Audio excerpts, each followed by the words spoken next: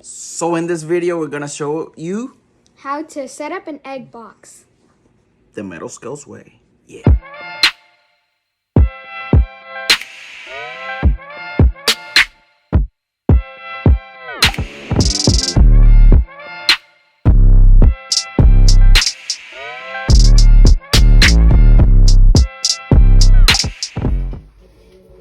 So, first of all, I'm using this 7-quart Sterilite tub. I like it because it kind of closes and I think it's neat. It gives me enough space. It looks real good when you put your press and seal at the top, and it gives me enough room to put the easy hatch. Put it in there. It fits a little bit nicer, so that's why I use that. So what you want to do, I use both. I've used vermiculite,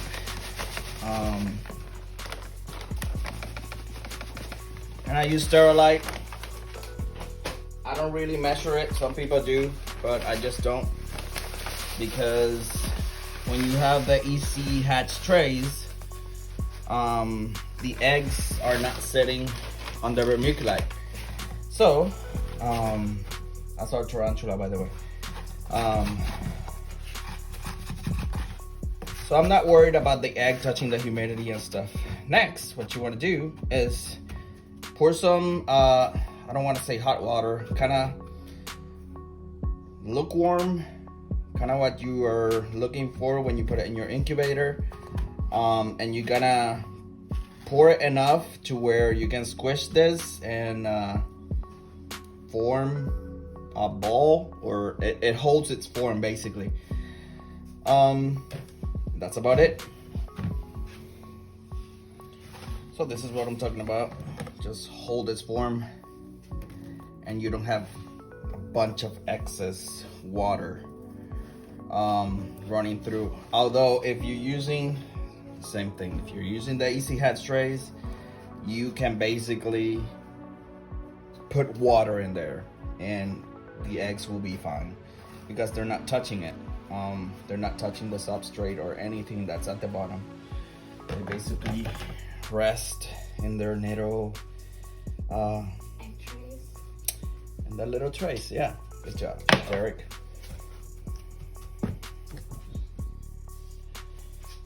So this is our Pastel. Hopefully we're trying to prove her out. She is head pied. She was bred to our pied male, and she's being a little defensive. This is something that you are going to encounter. They get very defensive, so you just gotta bear with it and just know that they're trying to be good mamas. They're trying to be they're trying to take care of their eggs. So this is something that with a little bit of patience and you being gentle, you can avoid getting bit, or you can avoid hurting the egg, the snakes, and all of the above. But very importantly, you're gonna have to prepare a separate tub for her at the moment, or your ball python that is laying eggs, because you need to wash her and remove all that scent from the egg so they can start eating and they can start, producing. Again, with snakes, it's a lot about the smells. Everything, any smell can trigger something. And in this case, we gotta clean her, and we gotta clean her tub really well to stop that. So, what I do is I come from the back and trying to unhook the tail. When she looks away, I grab her head so she doesn't bite me, and that way we just avoid any accidents. So at this point we have 7 good eggs, and then I can guarantee this is not a vile egg. I've never seen anything like that, to be honest. It seems deflated. It's not like the actual shape of a slug. Is like little, and you can tell from a mile away. But we have we have 7 good eggs, and now what we're gonna do is candle them. So we're gonna go ahead and do that. So now we're just candling the egg and just finding where the actual embryo is, so it can face up. So in this case, you can see that little circle, looks like a bubble thing. We're gonna put it up there. That's what you're looking for. Essentially all the veins run to that, but it's kind of neat.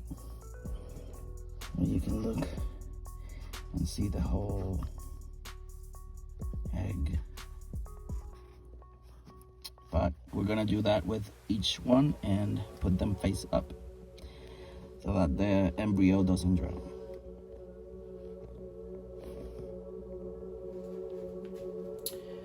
So we already candled the eggs.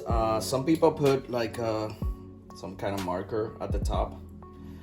I don't need the visual confirmation that the embryo is up, because I have them in this Ishi hatch trays, which is why they're cool. They're a cool item to have because they don't let it roll.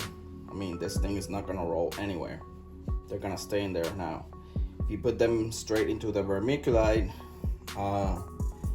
when you grab the box, you put it down, or whatever it is you're checking, if everything is good, you have the chance of the eggs rolling on you. So that's why I don't put any marks on them. And a cool little piece of information about that I heard from Justin Kowalka in one of his videos. He said that that's actually the embryo's eye, that it's already formed in there. I don't know, but it's a cool item.